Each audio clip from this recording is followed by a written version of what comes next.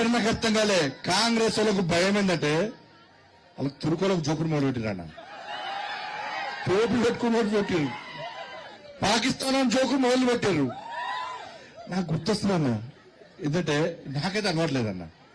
అన్న నిన్న ధర్మాన్ని కాపాడుతున్నా, హిందూ సమాజాన్ని సంఘటితం చేయడానికి కష్టపడుతున్నా, హిందూ ఓట్ బ్యాంక్ తయారు చేయడానికి కష్టపడుతున్నా, ఇంకో మతాన్ని కించపరిచానా.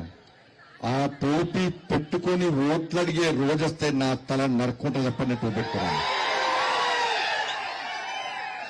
పహల్గాం మర్చిపోయాను, పహల్గాం మర్చిపోలే కదా. పహల్గాంలో హిందువుల అవయవాలు చూసి కాల్చి చంపేసిన హిందువులను మర్చిపోయానా? హిందువుల అవయవాలు చూసి కాల్చి చంపేసినా. నాకు ఈ కాంగ్రెస్ వద్ద డౌట్ వస్తుందన్న. ఈ టోపీలు పెట్టుకొని తిరిగి ఈ పాకిస్తాన్ జోక్తుంటే ఫస్ట్ వీళ్ళని చెక్ చేయాలి. వీళ్ళు నిజంగా హిందువులేనా, వీళ్ళ DNA పాకిస్తాన్ కి ఇట్లా ఉందా అని డౌట్ వస్తుందన్న.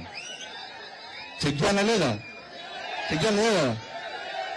ఇవాళ బండి సంజయ్ వస్తారట, మీటింగ్ ఆపుతారట. నీ అయ్య జాగిరాదు, నీ తాత జాగిరాదు.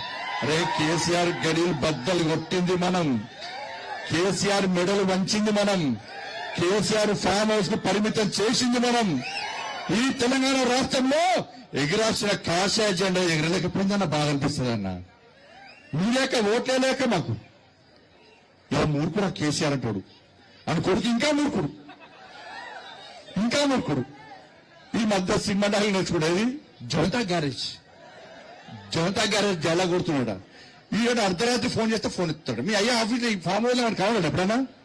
మళ్ళా 3 సంవత్సరాలకు వాళ్ళ అయ్యా బయటకు వస్తాడట, అప్పుడు ముఖ్యమంత్రి అవుతాడట. వరదలు వస్తే రాడు, వర్షాలు పడితే రాడు, బోరుబండ మునిగిపోతాయంటే రాడు, బోరుబండ సమస్యల మీద రాడు, పిల్లలు చచ్చిపోతే రాడు, బస్సు యాక్సిడెంట్ అయితే రాడు, సంపుతాడు, పంటాడు. అప్పుడప్పుడు బయటకు వచ్చి యశోద హాస్పిటల్ పోతాడు, బతికే ఉన్నా అని చెప్పుకోవడానికి యశోద హాస్పిటల్ పోతాడు. అని ఇంకొని సాగును కోరుకోవడం మనం అనుకుంటావా? కేసీఆర్ సారు నిన్ను 100 ఏళ్ళు ఆరోగ్యాలతో ఉండాలి. కానీ అసలు విషయం చెప్పన్నా, ఈ కొడుకు కేసీఆర్ ముఖ్యమంత్రి వాళ్ళు ఉన్నది ఏంది? ఏముంది? ఎప్పుడు దొరుకుతారా గుంజుకొని కింద కూర్చోాలన్నది. అందుకే డేంజర్ బాగా వావి వరుసలు చిన్న పెద్ద ముసలి ముఖ్యాన్ని తేడా లేదన్న. ఇంత ఇబ్బంది పెట్టినానా మనల్ని?